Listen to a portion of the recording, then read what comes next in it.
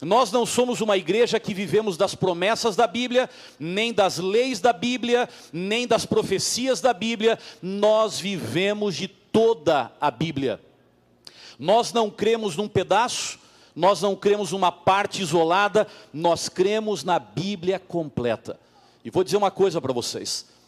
É tão clara essa visão de que a igreja adventista crê na Bíblia toda, que se você olhar para o nosso nome, e por trás do nosso nome está a nossa identidade. O nosso nome, Adventistas do Sétimo Dia. Você já parou para pensar que Adventistas vem da última página da Bíblia e do sétimo dia vem da primeira página da Bíblia? Nós somos Adventistas do sétimo dia, desde a primeira até a última página da Bíblia Sagrada. E é por isso que em cada culto de adoração que nós temos, nós abrimos a Bíblia. Nós vamos à palavra de Deus. Nós não somos alimentados com uma ideia aqui e uma ideia ali. Nós não somos alimentados com o carisma de um pregador, com a fama de um outro pastor. Nós somos alimentados pela palavra do Senhor. E é ela que fala ao nosso coração. E a gente tem um carinho especial como igreja, não só por toda a Bíblia, mas especialmente pelo livro do Apocalipse. Eu já mencionei para vocês aqui, mas vale a pena repetir. A igreja adventista tem uma conexão muito clara com esse livro, porque ela nasceu em Apocalipse 10, a nossa identidade foi revelada em Apocalipse 12, a mensagem que recebemos para pregar está em Apocalipse 14, e a esperança que nós queremos ver realidade está em Apocalipse capítulo 21.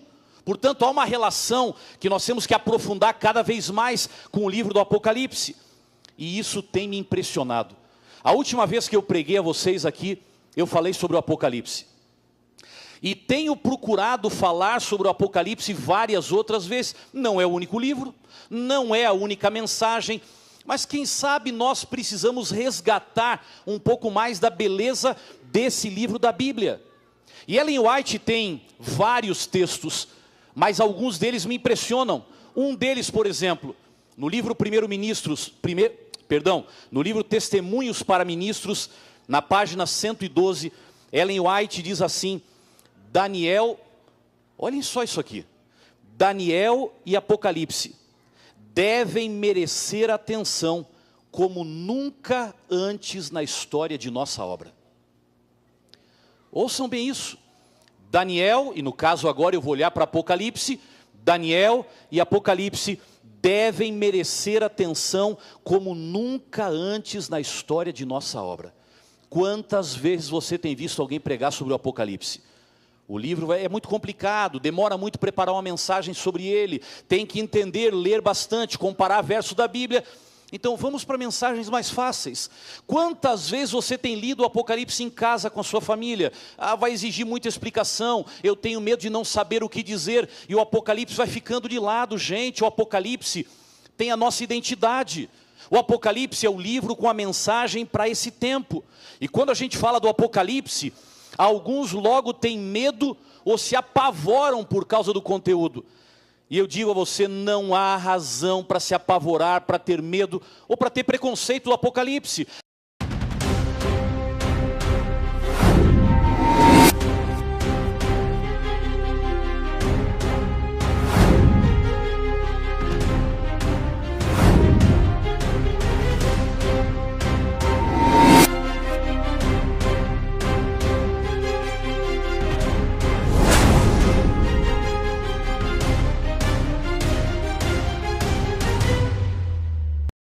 A palavra Apocalipse, você sabe, significa revelação.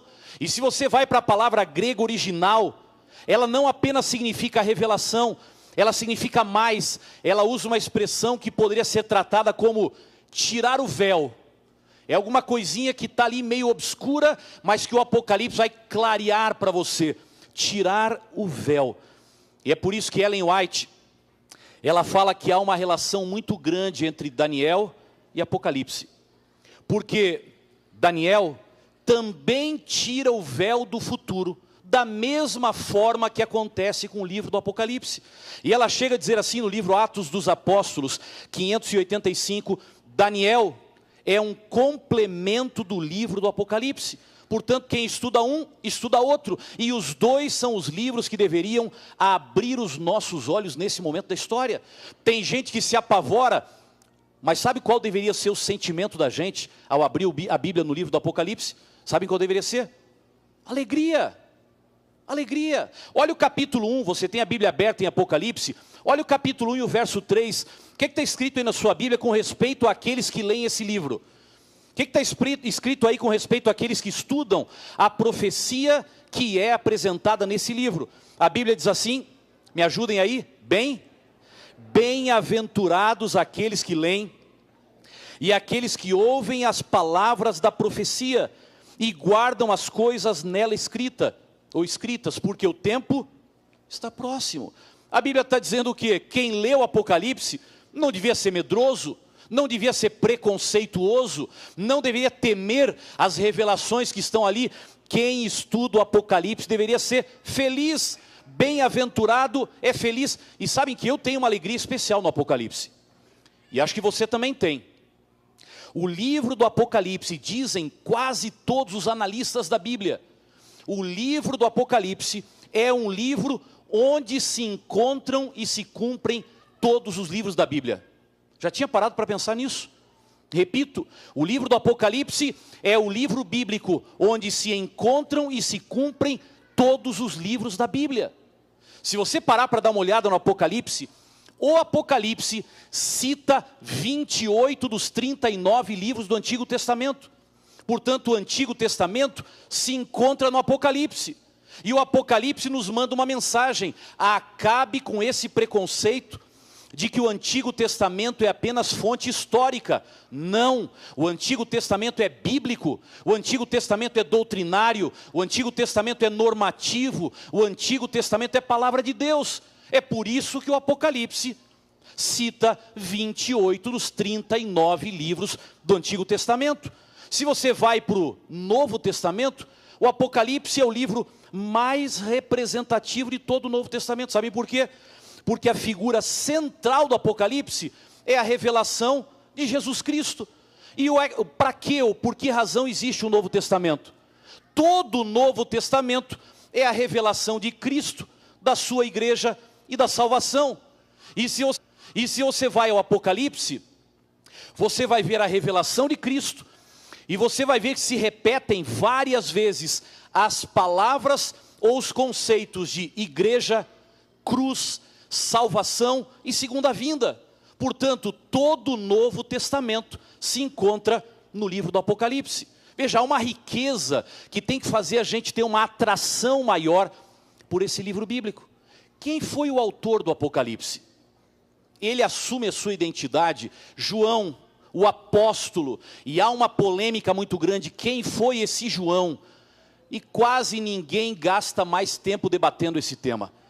O João que escreveu o Apocalipse foi o último sobrevivente dos 12 apóstolos. O João que escreveu o Apocalipse foi o discípulo amado que reclinou a cabeça sobre o ombro ou peito de Jesus. O autor do Apocalipse foi aquele que viu a transfiguração. O autor do Apocalipse foi o único que viveu mais tempo entre os 12 apóstolos de Jesus. Não sei se você já parou para pensar nisso. João foi o único apóstolo de Cristo que viu a destruição de Jerusalém. João foi o único apóstolo de Cristo que viu a destruição do templo e que fugiu de Jerusalém para continuar vivo. Os demais ouviram falar da destruição do templo, mas morreram antes. Eles não passaram pelaquela tribulação que não deveria acontecer no sábado, nem no inverno, aquele temor do que viria. Não, João estava lá. João foi aquele homem, e pouca gente ouve sobre isso, que por causa do testemunho da palavra, foi colocado num caldeirão de óleo fervente para ser morto. Sabe o que aconteceu? Ellen White relata isso assim com uma descrição muito interessante. Ela fala assim: os mesmos que o colocaram no caldeirão de óleo fervente para morrer, o tiraram de lá com vida e foram obrigados a crer no poder de Deus. Ela chega a falar mais, ela diz assim: o mesmo Deus que libertou os 3 jovens hebreus da fornalha ardente em Babilônia, tirou João do tonel ou do caldeirão de óleo fervente. Nós falamos dos 3 hebreus e quase não falamos de João. Mas João foi alguém que viveu o mesmo milagre dos 3 jovens hebreus. E depois que tentaram matar João e não conseguiram matá-lo, sabe o que foi feito? Ele foi exilado em Pátimos para ser silenciado. Se a gente não pode matar você, nós temos que silenciar você. E ele foi para Pátimos, isolado, 80 quilômetros adentro no mar Egeu, para ficar lá, para ninguém saber dele. E enquanto o mundo tentava silenciar João, Deus se revelou a ele. E Ellen White diz que enquanto João estava em Pátimos para ser silenciado, Deus falou com ele em Pátimos mais do que falou com ele durante toda a sua vida. Interessante. Enquanto João foi colocado em Pátimos para ser silenciado, Deus lhe deu uma revelação que guiaria o seu povo até o tempo do fim. Não tente silenciar um homem de Deus. Você pode calar o homem, mas nunca a mensagem. Foi isso que aconteceu com João. Agora venha para a Bíblia. A gente vai para o Apocalipse, é muito interessante a gente dar uma olhada e ampliar o conceito desse livro que não tem esse medo, esse preconceito, essa fuga que alguns têm da palavra de Deus. Mas quando você vai para o Apocalipse, você vê esse destaque na pessoa de Jesus. E o destaque na pessoa de Jesus cria um pano de fundo para o Apocalipse. Algo que está por trás de tudo aquilo que João vai relatando. Animais, profecias, datas, períodos, vitória, derrota. Por trás de tudo isso está o grande conflito entre Cristo e Satanás, que começou no céu, veio para a terra, atingiu a igreja cristã primitiva, tentou alcançar a Cristo, tenta alcançar o remanescente. Por trás de tudo isso está o grande conflito. E aqui eu queria chamar a atenção de vocês. Eu já preguei aqui e mencionei esse tema, mas eu acho que esse tema mereceria a gente gastar um pouquinho mais de tempo com ele. Quando você vai para o Apocalipse e você vê esse pano de fundo do grande conflito entre Cristo e Satanás, a minha pergunta para vocês: como é que Cristo é retratado no Apocalipse? Qual é o animal que o Apocalipse usa para falar de Cristo? Não só no Apocalipse, mas em quase toda a Bíblia. Qual é o animal? Jesus é o Cordeiro de Deus que tira o pecado do mundo. Qual é o animal que o Apocalipse usa para expressar o inimigo de Cristo? Esse que está no grande conflito com ele, esse que lá no céu queria o seu lugar, veio para a terra, tentou destruir o seu povo, tentou destruir a Cristo, tentou destruir a igreja cristã primitiva e tenta destruir a igreja remanescente. Qual é o animal pelo qual ele é representado? Dragão. Jesus Cordeiro, Satanás Dragão.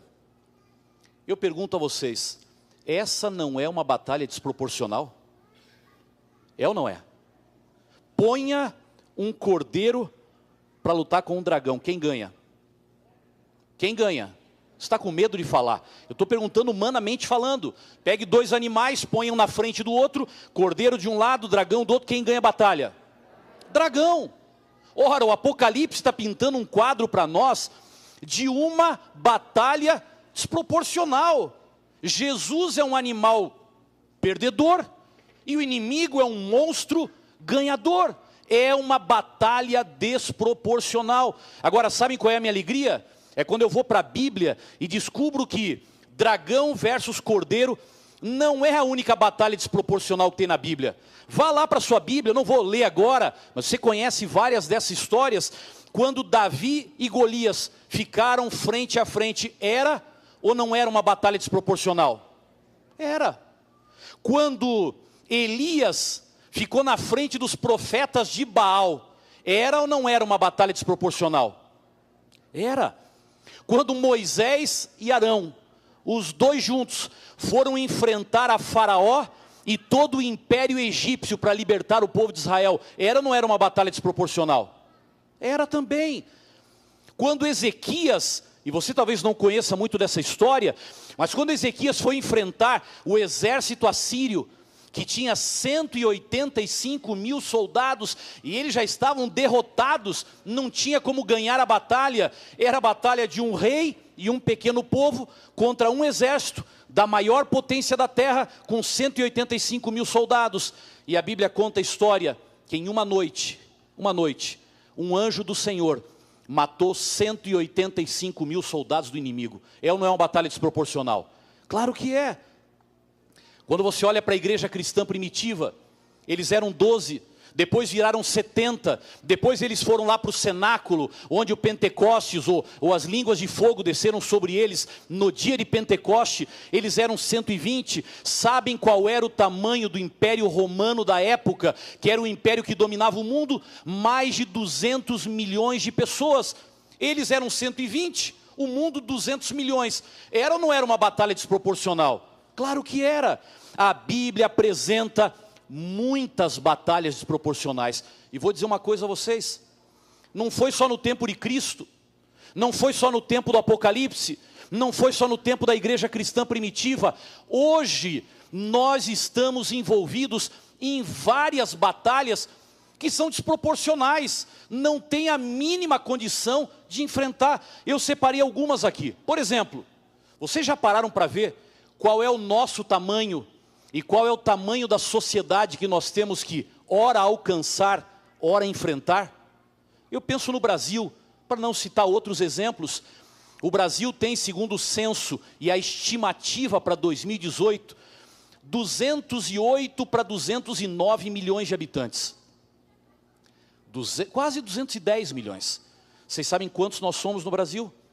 1.500.000. Minha pergunta: 1.500.000 para alcançar 210 milhões. É ou não é uma batalha desproporcional? Quando eu paro para pensar na nossa missão e no tamanho do nosso desafio,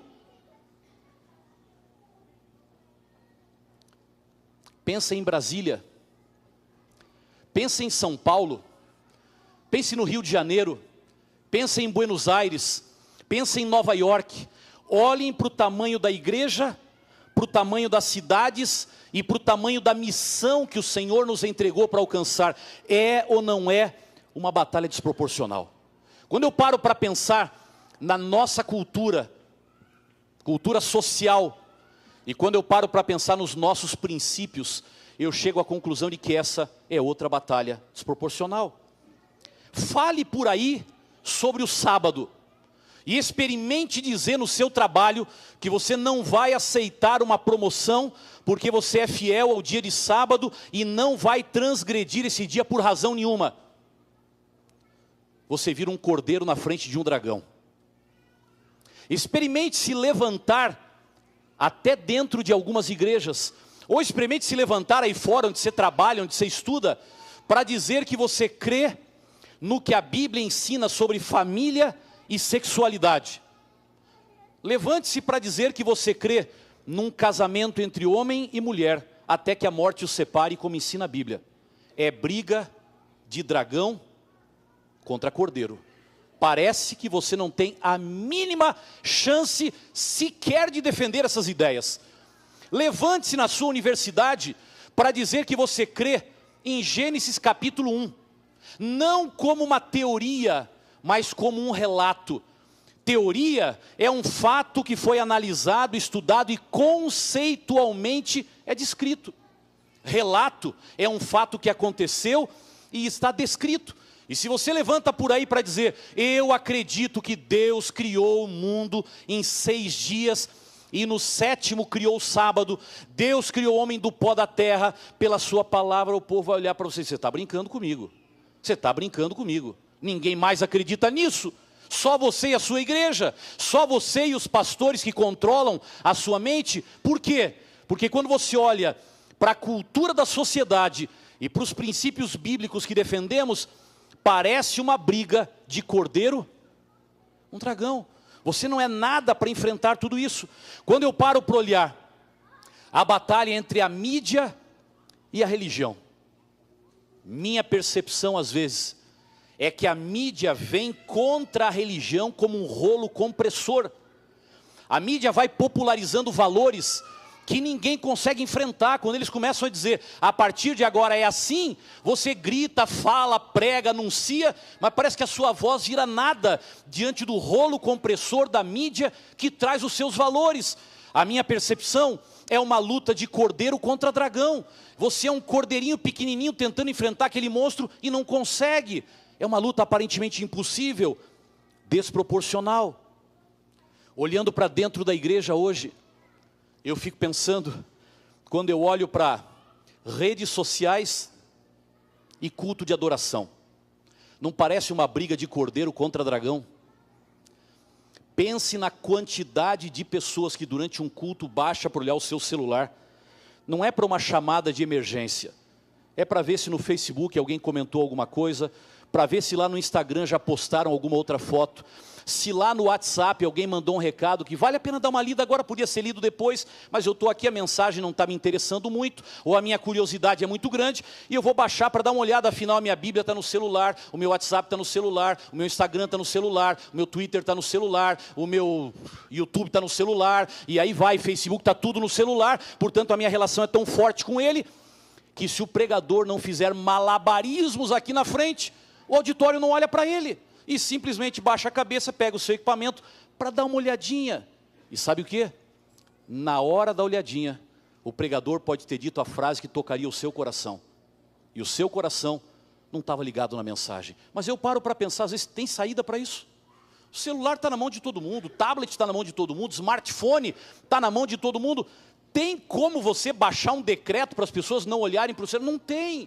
Não tem, essa é uma escolha pessoal, é uma questão de adoração. E quando eu começo a pensar, eu olho para a realidade que a gente tem e penso para frente. Como é que vai ser daqui 20 anos, quando isso vai estar, a tecnologia vai estar multiplicada por vezes? Como será? E eu fico pensando, meu Senhor, é uma luta de cordeiro contra dragão. Quer dizer, você quase não tem mais forças para lutar, porque o monstro vem, ele é muito maior, você não tem controle, suas palavras não têm força, é uma luta desproporcional. Quando eu paro para pensar nas tentações que cada um de nós enfrenta, eu não sei você, eu conheço as minhas, você deve conhecer as suas. Existem tentações que são tão fortes, que você não consegue resistir, você já tomou decisão, você já prometeu enfrentar, mas elas são muito fortes, elas são maiores do que você. Ou tem tentações que elas já vêm de tantos anos, que parecem árvores que criaram raízes tão profundas, que você quer enfrentar a árvore, mas ela está presa demais, não vai, não vence, não vira, não resolve. E você olha para essas tentações e fala, eu acho que é uma luta de cordeiro contra dragão, eu sou pequeno demais para conseguir virar esse jogo. Elas estão tão grandes, elas são tão fortes, elas são tão antigas, que eu já não tenho mais capacidade de enfrentá-las. É briga de cordeiro contra dragão. Quando você olha para a educação dos filhos, já parou para pensar nisso? Os valores da sociedade, eles estão tão alterados, que às vezes a percepção dos pais, de que colocar valores cristãos e bíblicos no coração dos filhos é uma batalha perdida. Porque enquanto eles vêm à igreja no sábado pela manhã, ouvem um sermão que mais ou menos é para os adultos, nem sempre fala ao coração das crianças. Elas passam uma hora e pouco ali no templo da criança e vão embora para casa. E algumas crianças, isso é tudo que elas têm durante a semana, o resto é escola, é internet, televisão para aqueles que ainda assistem, amigos, e você começa a pensar, não consigo. Sábado de manhã eu falo, filho, essa é a palavra do Senhor, filho, vamos arrumar para ir para a igreja, filho, vamos guardar o sábado. Chega em casa, ele está lá no Facebook vendo aquilo e você fala assim, não consigo, eu falo, mas não dá eco, parece uma batalha perdida, eu não tenho forças para enfrentar, eu não consigo, é cordeiro contra dragão. E para terminar minha lista, que podia ser muito maior, eu paro para pensar nos valores morais. Não parece para você uma batalha perdida? Você não tem a sensação, você que é brasileiro, porque há vários outros países representados aqui que também têm essa sensação. Mas vamos pensar no Brasil. Não passa para você a impressão de que a corrupção tomou conta do país? E você não acha ninguém, ou praticamente ninguém, tem mãos limpas para você dizer, olha, esse aqui eu ponho a mão no fogo por ele. Esse aqui eu ponho a mão no fogo. Se é uma pessoa que não se vende, não se compra, em portas abertas tem uma postura e em portas fechadas tem a mesma postura, com câmeras ligadas ou gravadores ligados ou desligados, ele tem a mesma postura. Eu ponho a mão no fogo por essa pessoa. Quantos você teria para dizer isso? Não há a sensação de que parece que os valores morais desmoronaram e você não consegue confiar em mais ninguém, que é uma batalha de cordeiro contra dragão, está vencida, está perdida, é desproporcional. Amigos, irmãos, há várias e várias e várias batalhas de cordeiro contra dragão, na Bíblia, na história, na nossa vida. Às vezes o dragão pode ser Satanás, e é uma luta do bem contra o mal. Outras vezes, dragão pode ser alguma coisa que é maior do que você. Não estou chamando de Satanás nem de inimigo, mas é algo que você não é capaz de enfrentar. É muito maior, muito mais forte, muito mais poderoso, muito mais inteligente, muito mais capaz. Você olha e fala, eu não sou nada, eu não consigo, não dá para enfrentar. Eu quero terminar lhe dando a mais linda notícia que existe no livro do Apocalipse. Quando eu paro para pensar no livro, no grande conflito, nessa batalha entre cordeiro e dragão, maior com menor, nessa luta desproporcional, eu vibro com a notícia que a gente encontra em Apocalipse, capítulo 17 e o verso 14. E eu queria que você, junto comigo, terminasse a mensagem dessa manhã, olhando para esse verso e reafirmando a sua confiança neste livro e nas palavras que João nos apresenta. A luta é de um cordeiro contra um dragão, do mal contra o bem, do maior contra o menor. A luta é desproporcional, mas olha o que está escrito aqui, Apocalipse 17 e o verso 14, diz assim, pelejarão eles contra o cordeiro, e o que é que está escrito aqui? E o cordeiro os vencerá, porque ele é o quê? Senhor dos senhores e Rei dos reis. E aí vem a parte mais bonita, e vencerão também, quem? Também os chamados eleitos e fiéis, que se acham com ele. Gente, a luta que a Bíblia apresenta é desproporcional, mas a mesma Bíblia que apresenta a luta desproporcional, também fala que a vitória será desproporcional. O cordeiro vencerá. Só na Bíblia, o menor vencerá o maior, ou o aparentemente menor vencerá aquele que acha que é o maior. E a Bíblia é clara, o cordeiro os vencerá, porque ele não é apenas um cordeiro, ele é Rei dos reis e Senhor dos senhores. E a minha alegria é essa, a vitória não é só de Cristo, a vitória não é só do cordeiro, a vitória não é só do aparentemente menor, a vitória não é só do indefeso, a vitória não é só daquele que não sabe mais como lutar, a vitória é de todos aqueles que estiverem aliados ao cordeiro nessa batalha. Em qualquer situação, o cordeiro vencerá. Você fala amém? Eu vou repetir, em qualquer situação, o cordeiro vencerá. Por favor, não desista, nem desanime, vença com o cordeiro. Pare de olhar para dentro de você mesmo e dizer, eu não consigo, eu não posso, não vai dar. Gente, olha o nosso tamanho, olha a pressão que eles estão fazendo, olha o debate que teve ontem no Supremo, a gente não vai conseguir. Senhores e senhoras, eu lhes digo que essa vitória não é humana, essa vitória é divina. Eu lhes digo que essa batalha não é humana, não é pelo nosso método, não é pela nossa inteligência, não é pela nossa articulação, não é pelos nossos advogados, sociólogos, psicólogos, médicos, pastores, é pelo Cordeiro de Deus que a batalha será vencida, porque é uma batalha impossível que será vencida por milagre feito diretamente pelo Senhor. Porque você conhece o que a Bíblia diz, a nossa luta não é contra quem? A nossa luta não é contra carne nem sangue. A nossa luta não é com pessoas, com instituições, com poderes, com pessoas, com personalidades, com influenciadores, com o mundo real ou virtual. A nossa luta não é contra carne nem sangue. A nossa luta é contra principados e potestades. A nossa luta é espiritual. E no mundo espiritual, a vitória não é como ela aparece no mundo real. Por isso eu queria dizer para você, lembre-se, na batalha do menor contra o maior, quem estiver com o menor se tornará o maior. Lembre disso, sozinhos o dragão cresce e o cordeiro diminui. Com Cristo, o dragão já está derrotado. Por isso, enfrente as suas batalhas com menos discussão e mais oração. Enfrente as suas batalhas com menos medo e mais fé. Enfrente as suas batalhas com menos ousadia e mais dependência. Enfrente as suas batalhas com menos correria e mais consagração. Lembre-se, sozinho você não é nada, mas com o Cordeiro, você é tudo. Você está disposto nessa manhã a dizer, meu Deus, eu preciso do Cordeiro.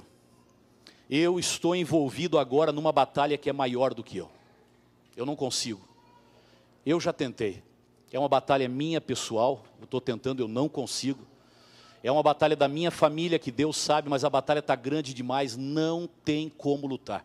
É muito maior do que eu, está perdido já, está perdido.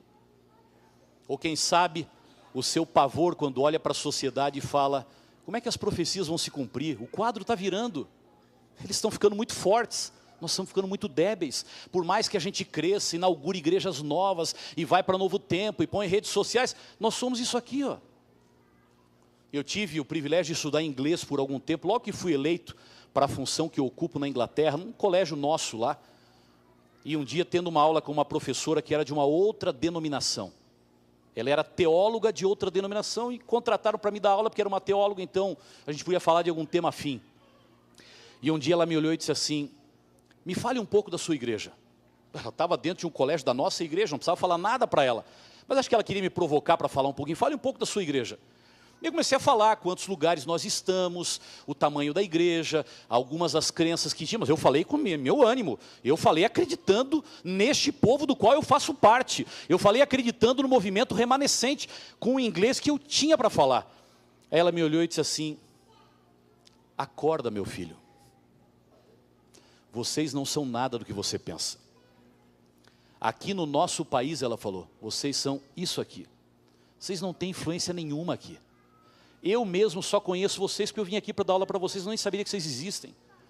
Vocês não são nada. Se coloque no meu lugar para ouvir isso. E às vezes a sensação da gente é essa, não somos nada. Quem somos nós aqui em Brasília? O que nós vamos conseguir mudar na história desse país? Quantos milhares ou milhões de pessoas vamos alcançar? A luta é de cordeiro contra dragão. É o pequeno de um lado e o gigante do outro. Mas o cordeiro os vencerá. Eu queria terminar orando por vocês. Eu preciso terminar sempre fazendo um convite. O meu convite é para todos aqueles batizados nesta igreja ou não batizados nessa igreja, mas que hoje pela manhã poderiam dizer, meu Deus, eu preciso vencer com o cordeiro, porque a minha batalha, eu sou pequeno demais, eu não tenho como enfrentar. Ou pessoal, ou familiar, ou profissional, ou espiritual, ou social, ou moral, eu não sei. Você poderia ficar em pé para orar por você. Eu peço apenas para aqueles que realmente entendem o que eu estou falando. E hoje pela manhã poderiam dizer, eu preciso. Se depender de mim, a batalha já está perdida. Se depender de mim, a batalha já está perdida. Mas eu quero enfrentá-la com o Cordeiro. Na certeza de que o Cordeiro vencerá. Nosso Deus e nosso Pai. Aqui está o teu povo. Filhos a quem o Senhor ama e filhos que o Senhor convidou para virem à igreja nessa manhã de sábado.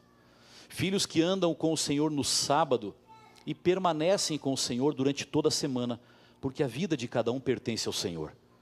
Filhos que estão metidos numa sociedade, ou envolvidos numa família, num trabalho, eu não sei, onde enfrentam uma luta parecida com a luta do cordeiro e do dragão. Uma luta que parece longa demais, já deveria ter terminado, Senhor, mas não terminou ainda. Uma luta onde o certo é o menor mas o errado é o maior, e parece que não vai ser possível vencer. Eu clamo a Ti, Senhor, porque ao terminar essa mensagem, eu pedi aos membros da igreja para se levantarem, e eu não conheço a vida de nenhum deles, mas o Senhor conhece. Se há pessoas que se levantaram aqui, é porque o Cordeiro tem que vencer o dragão em muitas vidas. O Senhor sabe que o dragão está vencendo algumas batalhas espirituais aqui dentro. Por favor, que o Cordeiro de Deus se levante e vença essas batalhas. Há famílias aqui, Pai, que estão desesperadas, porque os pais se sentem cada vez mais engolidos pelos desafios que vivem em casa. Que o Cordeiro se levante e vença essas batalhas. O desafio da nossa missão, da sociedade, do trabalho, todo ele, Pai, é grande demais. Mas na reta final dessa história, nós não queremos depender das nossas estratégias. Nós vamos usá-las, mas não vamos depender delas. Nós não queremos depender de líderes carismáticos ou preparados. Nós não queremos depender apenas das profecias. Tudo isso é importante para nós, mas nós queremos depender do Cordeiro. Por isso que o Cordeiro de Deus, que tira o pecado do mundo, o Rei dos Reis e Senhor dos Senhores, vença em nossa vida, em nossa igreja e nesta sociedade. Nós oramos por Jesus. Amém. Deus abençoe a todos. Permaneçam assentados para nós continuarmos adorando ao nosso Deus.